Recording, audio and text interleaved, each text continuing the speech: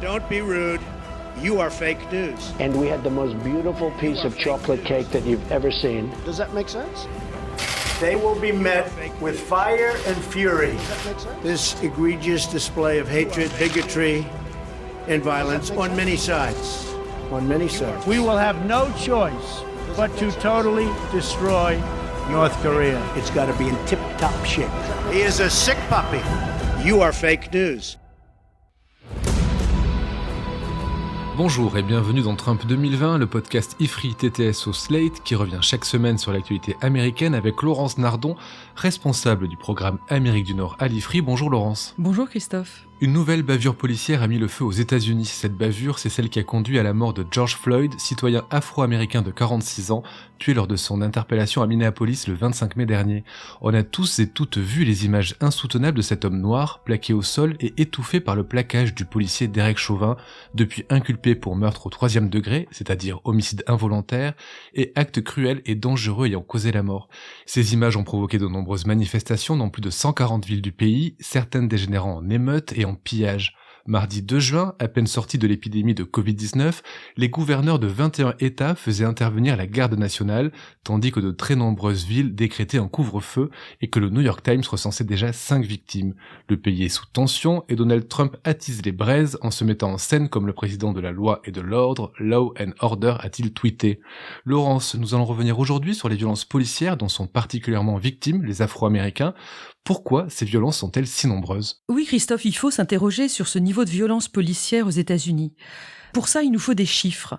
Alors, jusqu'à présent, le FBI ne faisait pas très bien le travail de collecte et de centralisation des données. Et je me tourne du coup vers le Guardian, le quotidien anglais, qui a fait ce travail pour les années 2015 et 2016, avec une méthodologie extrêmement claire, très bien expliquée sur leur site. Et ils arrivent au résultat d'environ 1100 victimes tuées par balle par la police pour chacune de ces années 2015 et 2016. Un chiffre considérable. Pendant ce temps-là, une moyenne de 100 officiers de police meurent chaque année dans l'exercice de leurs fonctions. Alors la moitié par des accidents et la moitié, eux aussi, par balle. Ces chiffres-là, en revanche, sont fournis par le FBI. Mais pourquoi on atteint des chiffres aussi élevés ? C'est difficile à dire. C'est vrai que la société américaine semble imprégnée de violence depuis les origines. Contre les Amérindiens déjà, ensuite la guerre d'indépendance et jusqu'à la guerre de sécession qui a été la première guerre moderne, la guerre totale, et qui a fait 620 000 victimes. L'Europe a elle aussi connu de nombreuses guerres et pourtant nos sociétés ne sont pas aussi violentes. Et oui, très juste. Alors peut-être qu'il faut voir du côté de la vie quotidienne des pionniers, ceux qui ont fait la conquête de l'Ouest. C'était des sociétés quasiment exclusivement masculines, là aussi en but aux Amérindiens, aux éléments, aux animaux sauvages. Une image de brutalité qui a ensuite été portée dans la culture avec le cinéma hollywoodien. Un cinéma qui, à la fois, sublime la violence et la représente comme un phénomène très quotidien, très banal. Et bien sûr, il faut rappeler le nombre d'armes à disposition dans la population qui est extrêmement élevé. Ok Laurence, mais tout ça c'est très subjectif. Est-ce qu'on a des données chiffrées ? Laissez-moi vous donner le taux d'homicide volontaire dans le pays. C'est une étude très sérieuse des Nations Unies. Elle recense 5,5 homicides pour 100 000 habitants en 2017 aux États-Unis. Ce chiffre est environ de 1 en Europe de l'Ouest, 1,2 pour la France, donc sensiblement inférieur. Et donc ce serait cette criminalité élevée qui expliquerait que les policiers dérapent si souvent ? Il y a certainement un cercle vicieux parce que les policiers américains ont toujours peur que les suspects soient armés quand ils vont les interpeller et ils sont donc très réactifs. D'ailleurs, la doctrine de maintien de l'ordre aux États-Unis est très agressive parce que les policiers ont le droit de tirer s'ils se perçoivent comme étant en état de légitime défense, ce concept étant très largement interprété. Il y a par ailleurs des tactiques assez brutales qui sont employées, comme les descentes de police sans notification, ce qu'on appelle les no-knock raids, c'est-à-dire que les gens peuvent débouler dans votre appartement sans avoir frappé à la porte. Un facteur aggravant qu'il faut vraiment signaler, c'est que la police américaine a récupéré les armes venues des campagnes d'Irak et d'Afghanistan. Ça, c'est un programme qui a été autorisé à partir de 1995, donc avant ces campagnes. L'équipement a commencé à arriver en masse dans les années 2010. Alors, il y a des choses très anodines, comme par exemple du matériel médical, mais on a vu surtout arriver des fusils d'assaut, des lunettes de vision de nuit, des véhicules blindés, des fusils à baïonnettes et des lance-grenades. Un sacré arsenal. Justement, on a vu que les gouverneurs déployaient la garde nationale, on a entendu Trump menacer d'envoyer l'armée, toutes les polices du pays sont sur les dents. Est-ce que vous pouvez nous expliquer comment fonctionnent les forces du maintien de l'ordre aux États-Unis ? Oui, alors ça ne vous surprendra pas, c'est une pyramide assez compliquée. Alors tout en haut, il y a la police fédérale, avec diverses agences. La plus connue, c'est le FBI, bien sûr. Ces agences sont compétentes dans tout le pays et elles font appliquer les lois fédérales. En dessous, dans chaque État, il y a la police d'État, donc la State Police, qui s'occupe des crimes, et les Highway Patrols, qui s'occupent de réguler la circulation automobile. Ces deux branches sont représentées par ce qu'on appelle les State Troopers. Et puis en dessous, il y a les polices municipales, NYPD à New York, LAPD à Los Angeles, etc. Ces grandes villes, elles ont parfois des unités spécialisées comme les SWAT, Special Weapons and Tactics, ou des polices déployées dans les aéroports, la police routière, etc. Et puis dans ce millefeuille fédéral, il y a aussi les comtés, qui sont une circonscription administrative entre les villes et les États. Et dans ces comtés, il y a les shérifs qui font la police. Et lorsque les villes ou les villages sont trop petits pour avoir une police municipale, c'est le shérif qui est en charge du maintien de l'ordre dans ce territoire. Mais revenons à cette garde nationale qu'on a quasiment découvert en France à l'occasion de ces émeutes. Eh bien, on a tort de ne pas connaître la garde nationale parce que ce terme lui-même a été inspiré aux Américains par le marquis de Lafayette. Mais bon, quoi qu'il en soit, la garde nationale, c'est une armée de réserve avec des unités de l'armée de terre et de l'armée de l'air et qui est présente dans tous les États. Elle se déploie aussi bien aux États-Unis qu'à l'étranger. Alors, ce qui est compliqué avec la garde nationale, c'est qu'elle est à la fois sous l'autorité du président et sous l'autorité des gouverneurs. Une loi de 2007 a autorisé le président à déployer la garde nationale dans les États sans l'autorisation des gouverneurs, mais évidemment, ces derniers sont contre. Pour compliquer encore les choses, lorsque le président Trump, ces derniers jours, a parlé d'envoyer l'armée dans les États, on ne sait pas très bien s'il parlait de cette garde nationale, donc s'appuyant sur la loi de 2007, ou s'il parlait de la vraie armée, l'armée d'active.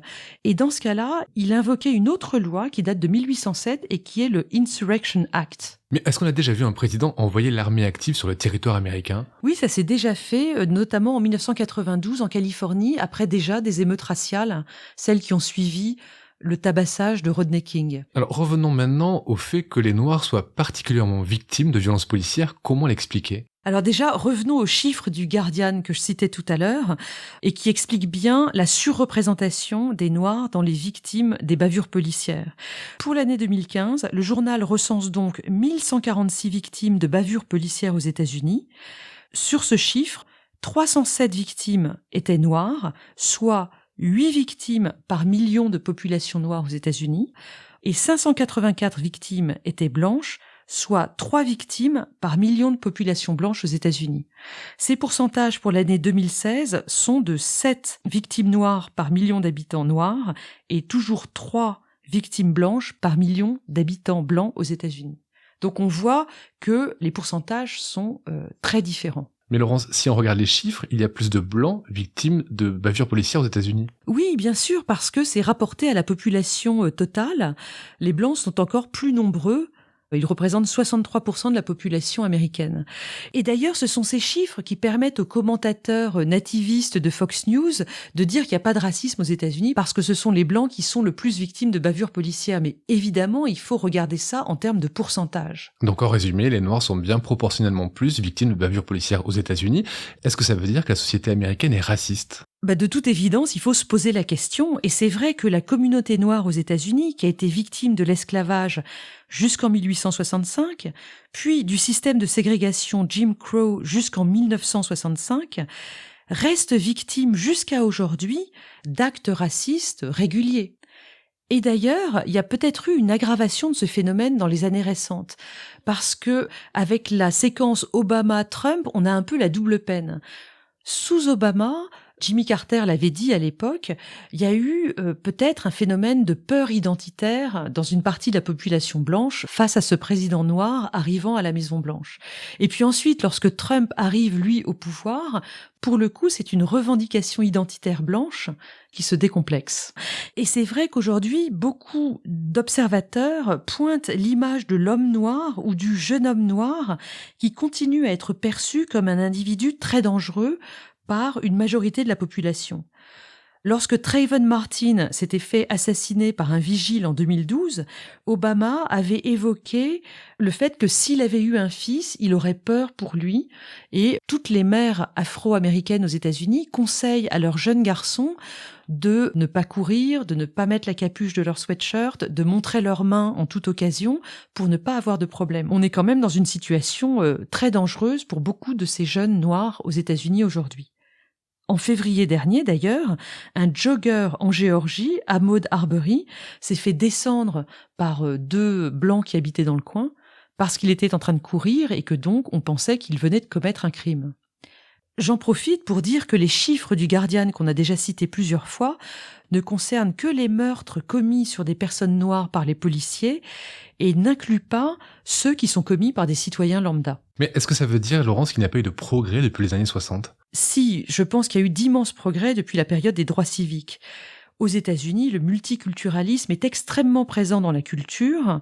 Il y a eu ce projet de réparation dont on a parlé dans un autre podcast. Et regardez les manifestations ces jours-ci, il y a énormément de Blancs qui sont dans la rue. Et on voit même des scènes de fraternisation entre manifestants et policiers. Ces scènes de fraternisation, on les a vues, on en a vu les images, on a vu aussi des scènes d'émeutes, des scènes de pillage, qui succèdent de plus en plus fréquemment, on a l'impression, à ces bavures policières. Est-ce que c'est bien le cas ? Oui, elles semblent réagir beaucoup plus parce que aujourd'hui on a des images des bavures et du coup il y a des manifestations qui se déclenchent très rapidement.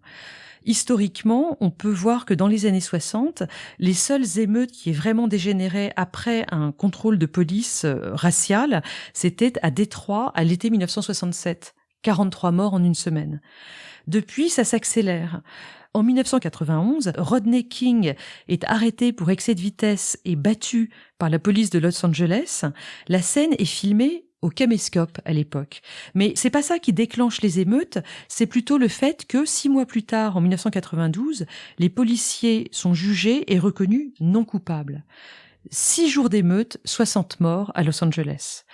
Et aujourd'hui, évidemment, tout le monde a un téléphone portable avec la possibilité de filmer ce qui se passe, et donc les bavures arrivent régulièrement sur les réseaux sociaux. Et c'est ainsi que le mouvement Black Lives Matter a été fondé à l'été 2013. Vous nous avez parlé du cas de Rodney King en 92 avec les policiers jugés et reconnus non coupables. Est-ce que la justice est plus sévère aujourd'hui avec les auteurs de bavures policières ? Même si on est dans un état de droit aux États-Unis, je pense que c'est vraiment à propos de la justice américaine qu'on peut parler d'un racisme systémique. Les Noirs sont plus souvent arrêtés, c'est sûr, mais ils sont aussi beaucoup plus lourdement condamnés. En 2018, les Afro-Américains sont 5 fois plus emprisonnés que les Blancs et 2 fois plus emprisonnés que les Latinos. Et là, il faut parler du système pénal qui est en place depuis les années 90, un système d'incarcération de masse qui a donc été adopté sous Clinton pour mettre un terme à l'époque à l'épidémie de crack, mais que Trump a commencé à réformer.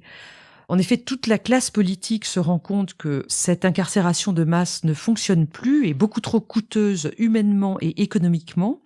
Et donc, tous les élus du Congrès, de manière bipartisane, ont voté en décembre 2018 le First Step Act, qui est une première phase de réforme qui, normalement, doit être suivie par une seconde phase. Ok, Trump a enclenché cette réforme, mais ces derniers jours, on voit un Donald Trump très martial, très autoritaire. Oui, c'est sûr que dans la crise actuelle, après la mort de George Floyd, le président ne montre aucune empathie. De toute manière, c'est pas vraiment son truc. Dans les manifestations qui se déroulent, le président dénonce principalement les violences, les émeutes, les pillages. Il pointe les antifas, dont il dit qu'il va les désigner comme organisation terroriste. Et puis, comme vous l'avez dit, il parle d'envoyer l'armée et il reprend le slogan de Nixon dans sa campagne de 1968, « Law and Order », rétablir la loi et l'ordre. Selon vous, quel peut être le poids de ces événements sur la campagne en cours ? Eh bien, les sondages de ces derniers jours ne sont pas bons pour Trump. 54% de la population estime qu'il ne gère pas bien la crise Floyd, contre 20% qui l'approuvent. Et ce désaveu se décline dans toutes les catégories de population, y compris les évangéliques, ça c'est quand même très important, et les femmes des banlieues blanches. Est-ce que Joe Biden s'en sort mieux, lui ? Oui, Joe Biden s'en sort mieux parce que lui, il fonctionne dans l'empathie, il fonctionne dans un mode rassurant et rassembleur. D'ailleurs, si on avait un président Biden aujourd'hui, je pense que les émeutes seraient moins violentes. Reste que ces événements impactent aussi le choix de la vice-présidente que Joe Biden doit annoncer ces jours-ci. En gros, c'est fichu pour Amy Klobuchar parce que non seulement c'est la sénatrice du Minnesota, donc l'État où a eu lieu le drame la semaine dernière, mais aussi elle a occupé des fonctions judiciaires avant d'être sénatrice et que son bilan, franchement, n'est pas très favorable. On se demande donc sur qui Biden va arrêter son choix. Est-ce qu'il lui faut une vice-présidente noire ? Ce serait vraiment bien. Alors, on a parlé de Kamala Harris, mais elle aussi, elle a un passé d'attorney général de Californie, c'est-à-dire de ministre de la Justice assez dur. On parle donc de Val Demings, une représentante de Floride, mais elle n'est pas très connue, elle est un peu jeune, et on pense que de toute manière, elle ne pourrait pas faire basculer la Floride dans le camp démocrate. Reste donc Elizabeth Warren sur la shortlist depuis plusieurs semaines. On va voir ce qui se décide. Merci Laurence pour ce commentaire et pour cette analyse de la situation américaine. On se retrouve la semaine prochaine pour un nouvel épisode de Trump 2020. Merci Christophe, à la semaine prochaine. Retrouvez Trump 2020 chaque semaine sur slate.fr, dans la newsletter TTSO, sur le site de l'IFRI ou sur votre application de podcast préférée.